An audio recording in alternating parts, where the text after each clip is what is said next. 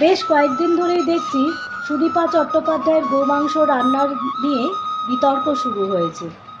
Social মিডিয়াতে অনেক video তৈরি করা হয়েছে তার এই গোমাংস রান্না বিতর্ক নিয়ে। বাংলাদেশের জনপ্রিয় রান্নার অনুষ্ঠান রাঁধুনি এপার ওপারের রান্নার সেদিনের সঞ্চালিকা ছিলেন দুজন, সুদীপা চট্টোপাধ্যায় এবং তারিন জাহান।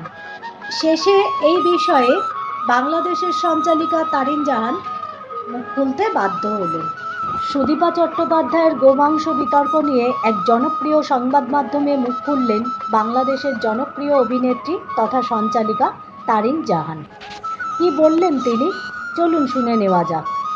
বাংলাদেশের জনপ্রিয় রান্নার অনুষ্ঠান রাঁধুনি এপার ওপারের রান্না, আর এই অনুষ্ঠানের সঞ্চালিকা হলেন তারিন জাহান। গোমাংস বিতর্ক নিয়ে এবার অভিনেত্রী তারিন জানিয়েছেন, বেশ কিছুদিন ধরেই দেখছি সুদীপা চট্টোপাধ্যায়ের গোমাংস বিতর্ক নিয়ে উত্তপ্ত ওপার বাংলা। সমাজ মাধ্যমে আক্রমণ করা হচ্ছে আমাকেও। ধর্মীয় ভাবাবেগে আঘাত লাগলে মানুষ অবশ্য নিজের মতামত পেশ করবে, এটা স্বাভাবিক। সুদীপাদি যা বলেছেন এটা তার ব্যক্তিগত ব্যাপার, আমি এই নিয়ে কোনো মন্তব্য করতে চাই না। তবে আমি আরেকটু বিশদে জানাতে চাই। ওই পর্বের ভিডিওতে দেখা যাচ্ছে সুদীপাদি যখন আমাকে জিজ্ঞাসা করেছেন, তুমি আজ আমাকে কি রান্না করে খাওয়াবে, আমি কিন্তু একবারও বলিনি আমি তোমাকে গোমাংসের পদ রান্না করে খাওয়াবো। আমরা খাওয়া তো দূর, ছুঁয়েও দেখাইনি।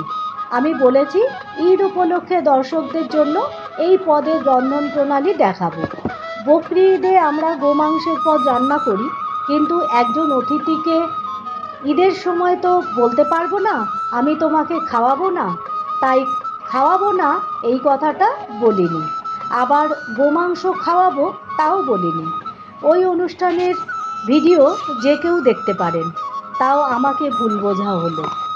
সমাজ মাধ্যমে লেখা হলো, মানুষী সিনহার ছবিতে অভিনয়ের জন্য যখন আমি কলকাতায় যাব তখন আমাকে শুয়োরের মাংস খাওয়ানো হবে। তবে যে বা যারা এই কথা বলেছে তারা নিজের দেশকে আরও ছোট করেছে। আমাদের এখানে কেউ এ কথা বলেনি। ব্যক্তিগতভাবে আমি প্রত্যেকের ধর্ম, সংস্কৃতি এবং মূল্যবোধকে সম্মান করি। আমাদের এখানেও হিন্দু সম্প্রদায়ের বহু মানুষ আছে, দুর্গাপুজো হয়, আমরাও মণ্ডপে যাই। ধর্ম যার যার, কিন্তু উৎসব সবার।